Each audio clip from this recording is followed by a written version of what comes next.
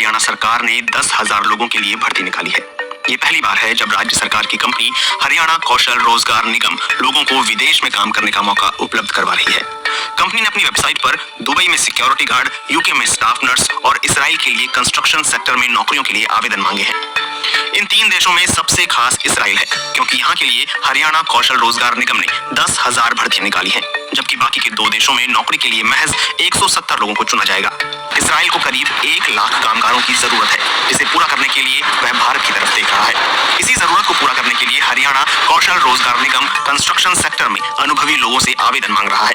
लेकिन इससे पहले कई ऐसे सवाल हैं जिनके जवाब जानना जरूरी है। कॉन्ट्रैक्ट कितने समय का होगा?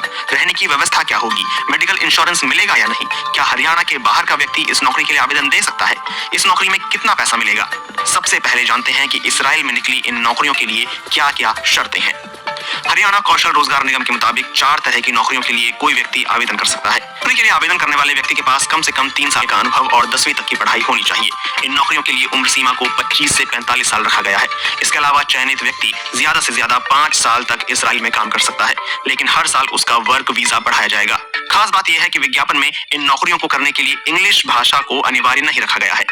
हरियाणा कौशल रोजगार निगम की सचिव पल्लवी संधीर ने बताया कि अभी तक हमारे पास इसराइल में काम करने के लिए 800, यूके के लिए 300 और दुबई में सिक्योरिटी गार्ड का काम करने के लिए 700 आवेदन आए हैं।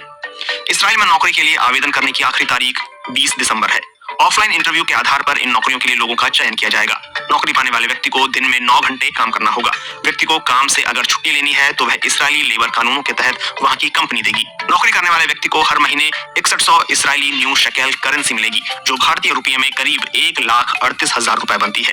इसके अलावा मेडिकल इंश्योरेंस और आवास की व्यवस्था भी रहेगी, लेकिन उसका पैसा व्यक्ति को अपनी जेब से देना होगा। मेडिकल इंश्योरेंस के लिए करीब 3,000 और आवास के लिए प्रति महीना करीब 10,000 रुपए तक देना पड़ सकता है।